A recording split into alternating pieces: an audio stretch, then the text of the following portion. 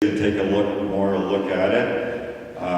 What they did there was they changed the word. They never had the Congress, we never gave them the delegated power to change the word militia to now we'll call it the National Guard. They had no more, and I said to them, they had no more power to change that word than they would be able to change the word president.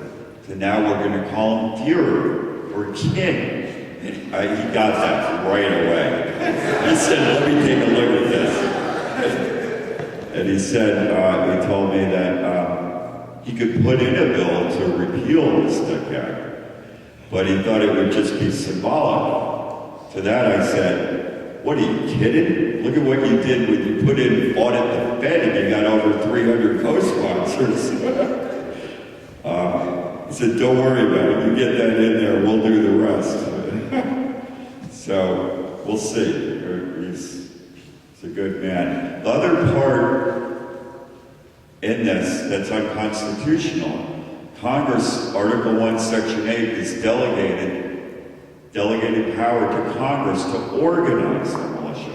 Well, what they did was if you weren't part of the army, if you're not today, this is what it's on the books.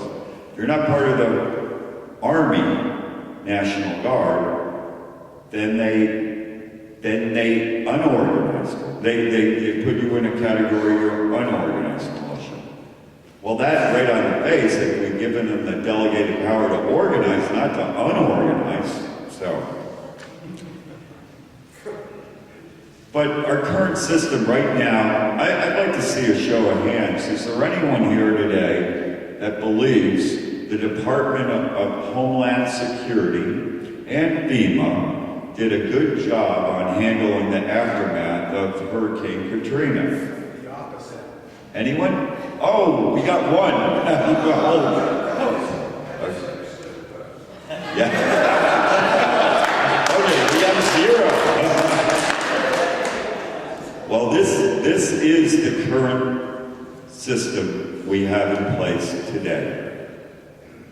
And we all know what happened down there. Not only it's top down from the Department of Homeland Security, FEMA, they have it in our states all the way down, and the purse strings attached to it.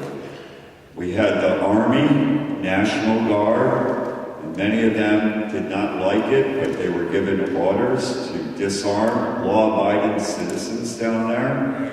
And we had even the sheriff's departments going along with these orders. That's who they used to disarm the law-abiding citizens. So if we have another natural disaster, say in Massachusetts, and Massachusetts could have a hurricane, that is what's coming to your town and county, unless we change it. And that's what we propose to do. We have a plan laid out. We have our state legislators that are getting on board with this. We have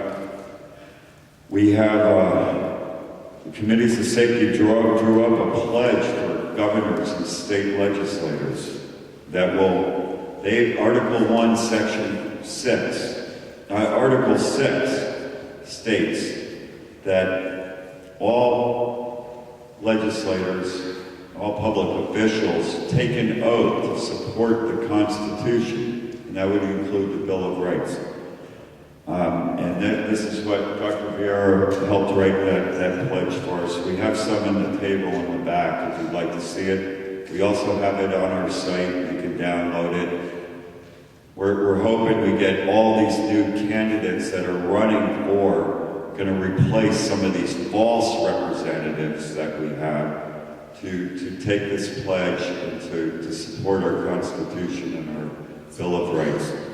So that's one function that we're reaching out to these state legislators. The state legislators and governors, they live in our communities. They're much more access than the district of criminals down there, as we know.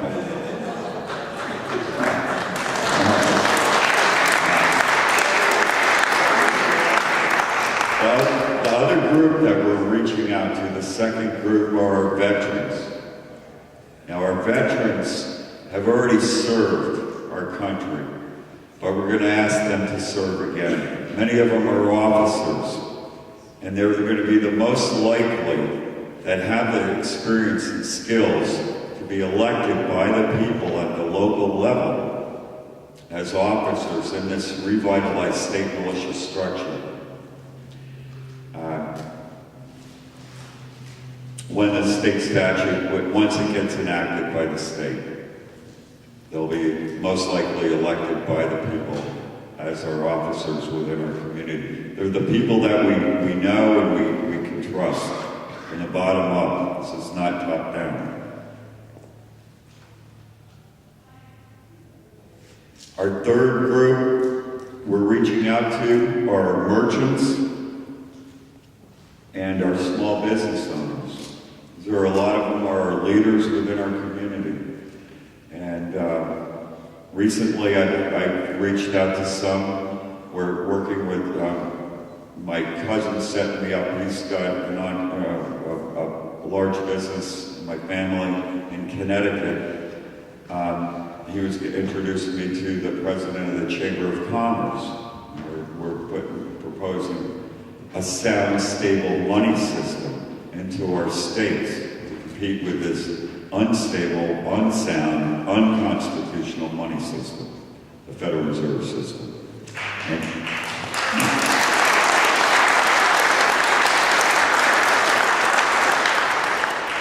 Scott Silver will be addressing that in a little more detail of what we're doing now. We're going to be launching this to get this going. We have over 20,000 merchants already that are willing to start using sound money, gold and silver, to compete with this. And that's what Scott will cover in a few minutes.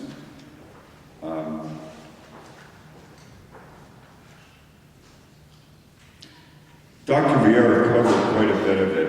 I mean, this structure, right now we're focusing on our most vital security issues, which I think most of us are aware is our economic security and our jobs. Once we get this monetary sound money system established, it'll attract real capital flowing into the states, which will create real jobs, not government jobs, but real jobs in industry. So that's why it's necessary. But there are other, Dr. Vieira covered quite a few of them, these other security, our food security, our vote security. But once we're organized like that and united again, the people, we can address these other issues.